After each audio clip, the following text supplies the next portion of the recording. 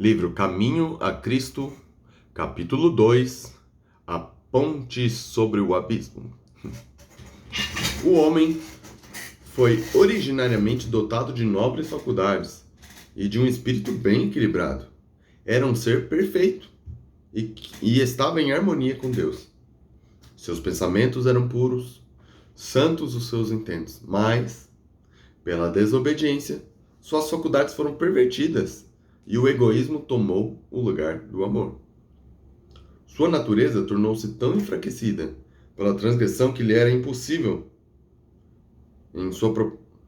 Sua natureza tornou-se tão enfraquecida pela transgressão que lhe era impossível em sua própria força resistir ao poder do mal. Fez-se cativo de Satanás e assim teria permanecido para sempre se Deus não tivesse intervindo de modo especial. Era desígnio do tentador frustrar o plano divino quanto à criação do homem e encher a terra de miséria e desolação. E todo este mal ele apontava como consequência da criação do homem por Deus. Em seu estado de inocência, mantinha o homem feliz comunhão com aquele em que estão escondidos todos os tesouros da sabedoria e da ciência. Colossenses 2:3. Mas depois de pecar, porém, já não podia encontrar alegria na santidade e procurou esconder-se da presença de Deus. Tal é ainda hoje o estado do coração não convertido. Não está em harmonia com Deus e não encontra prazer na comunhão com Ele. O pecador não poderia sentir-se feliz na presença de Deus, esquivar-se-ia ao contato dos seres santos. Se lhe fosse permitido entrar no céu, este nenhuma alegria lhe proporcionaria. O espírito de abnegado amor que ali reina, onde cada coração reflete o infinito amor, não encontraria eco em sua alma. Seus pensamentos, seus interesses, seus motivos seriam bem diferentes dos que animam os imaculados habitantes dali. Seria uma nota discordante na melodia celeste. O céu ser-lhe-ia um lugar de suplícios, almejaria ocultar-se daquele que ali é luz e centro de todas as alegrias. Não é um decreto arbitrário da parte de Deus que veda o céu aos ímpios.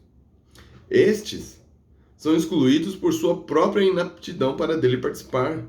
A glória de Deus ser-lhes-ia um fogo consumidor, prefeririam a destruição para serem escondidos da face daquele que morreu para nos redimir. É-nos impossível por nós mesmos escapar ao abismo do pecado em que estamos mergulhados. Nosso coração é ímpio e não o podemos transformar. Quem no mundo tirará o puro? Quem do imundo tirará o puro? Ninguém. Jó 14:4.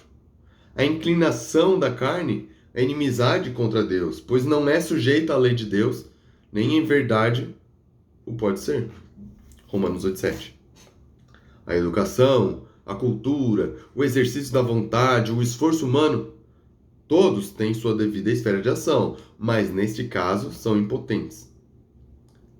Poderão levar a um procedimento exteriormente correto, mas não podem mudar o coração. São incapazes de purificar as fontes da vida. É preciso um poder que opere interiormente. Uma nova vida que proceda do alto, antes que os homens possam substituir o pecado pela santidade. Esse poder é Cristo. Sua graça unicamente é que pode... Sua graça unicamente é que pode avivar as amortecidas faculdades da alma e atraí-la a Deus, à santidade. Disse o Salvador: aquele que não nascer de novo não pode receber um novo coração, novos desejos, propósitos e motivos que conduzem a uma nova vida. Não pode ver o reino de Deus. João 3:3. A ideia de que basta desenvolver o bem que por natureza existe no homem é um erro fatal. O homem natural não compreende as coisas do Espírito de Deus, porque lhe parecem loucura, e não pode entendê-las, porque elas se discernem espiritualmente. 1 Coríntios 2:14. Não te maravilhes, abre aspas, né? Não te maravilhes de te ter dito: necessário vos é nascer de novo. João 3,7. Acerca de Cristo, diz as Escrituras, nele estavam a vida, e a vida era a luz dos homens. João 1,4. E nenhum outro nome há, dado entre os filhos dos homens, pelo qual devamos ser salvos. Atos 4,12. Não basta percebermos a benignidade de Deus, vermos a benevolência, a ternura paternal de seu caráter. Não basta reconhecermos a sabedoria e a justiça de sua lei, e que ela se baseia sobre o eterno princípio do amor. Paulo, o apóstolo, reconheceu tudo isso quando exclamou: consinto com a lei, que é boa. A lei é santa, e o mandamento santo, justo e bom. Acrescentou, porém, na amargura de sua íntima angústia e desespero: mas eu sou carnal, vendido sob o pecado. Romanos 7,16, 12 e 14. Ansiava a pureza, a justiça, as quais eram impotentes para alcançar por si mesmo, e exclamou: miserável homem que sou, quem me livrará do corpo dessa morte? Romanos 7,24. Tal é o brado que tem subido de corações oprimidos em todas as terras e em todos os tempos. Para todos, só existe uma resposta: eis o Cordeiro de Deus que tira o pecado do mundo. João 1,29. Muitas são as imagens pelas quais o Espírito de Deus tem procurado ilustrar esta verdade e torná-la clara às almas que suspiram por serem libertadas do peso da culpa.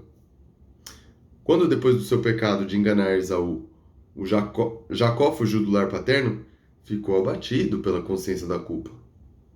Solitário e desterrado como se achava, separado de tudo que lhe havia tornado preciosa a vida, o pensamento que, acima de todos os outros, lhe oprimia a alma, era o temor de que seu pecado o alienara de Deus e de que fora rejeitado pelo céu. Com tristeza, destou-se para repousar sobre a terra nua, tendo em volta de si apenas os solitários outeiros e sobre si o céu resplandecente de estrelas. Quando dormia, estranha luz lhe feriu a vista. Eis que, do plano em que estava deitado, amplos e sombreados degraus pareciam erguer-se até as próprias portas do céu. E sobre ele os anjos de Deus subiam e desciam, enquanto da glória acima ouviu a voz de Deus em uma mensagem de conforto e esperança. Assim foi revelado a Jacó o que lhe podia satisfazer a necessidade e os anseios da alma. O quê? Um Salvador. Com alegria e gratidão viu revelado um meio pelo qual ele, pecador, poderia ser restituído à comunhão com Deus. A mística escada de seu sonho representava Jesus, o único meio de comunicação entre Deus e o homem. É esse mesmo quadro ao qual se referiu Jesus Cristo em sua palestra com Natanael, quando diz: vereis o céu aberto e os anjos de Deus subirem e descerem sobre o Filho do Homem. João 1,51. Apostatando, o homem alienou-se de Deus. A terra foi separada do céu. Através do abismo existente entre eles, não podia haver comunicação. Mas por Cristo, a terra de novo foi ligada ao céu. Com seus próprios méritos, Cristo lançou uma ponte através do abismo que o pecado cavara, de maneira que os anjos ministradores podem ter comunhão com o homem. Cristo une o homem caído em sua fraqueza e desamparo à fonte de infinito poder. Em vão sonham os homens com o progresso. Frustrados são todos os empenhos para o enobrecimento da humanidade. Frustrados são todos os empenhos para o enobrecimento da humanidade, se passam por alto a única fonte de esperança e auxílio para a raça caída. Toda a boa dádiva e todo o dom perfeito, Tiago 1,17, vem de Deus. Não há verdadeira excelência de caráter fora dele. A única senda que conduz a Deus é Cristo. Diz ele: eu sou o caminho e a verdade e a vida. Ninguém vem ao Pai senão por mim. João 14,6. O coração de Deus anseia por seus filhos terrestres com um amor mais forte que a morte. Entregando seu filho nesse único dom, derramou sobre nós todo o céu.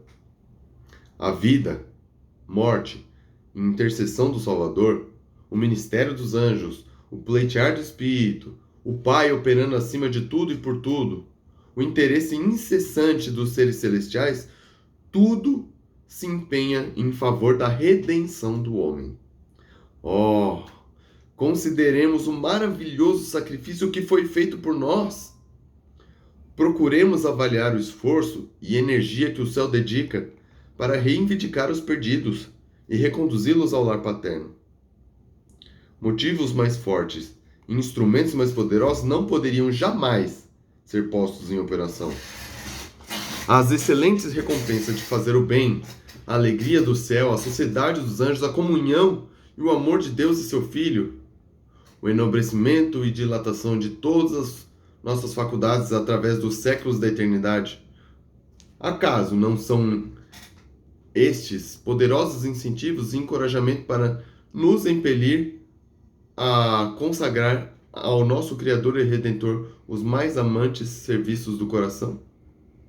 E por outro lado, os juízos divinos pronunciados contra o pecado, a inevitável retribuição, a degradação do nosso caráter e o final aniquilamento são-nos apresentados na palavra de Deus a fim de nos advertir contra o serviço de Satanás. Não deveríamos considerar a misericórdia divina? Que mais poderia Deus fazer? Relacionemo-nos, pois, devidamente com aquele que nos amou com maravilhoso amor. Prevaleçamo-nos dos meios que nos foram providos, para sermos transformados à sua semelhança e restaurados à comunhão com os anjos ministradores, a harmonia e comunhão com o Pai e o Filho. Fim do capítulo 2.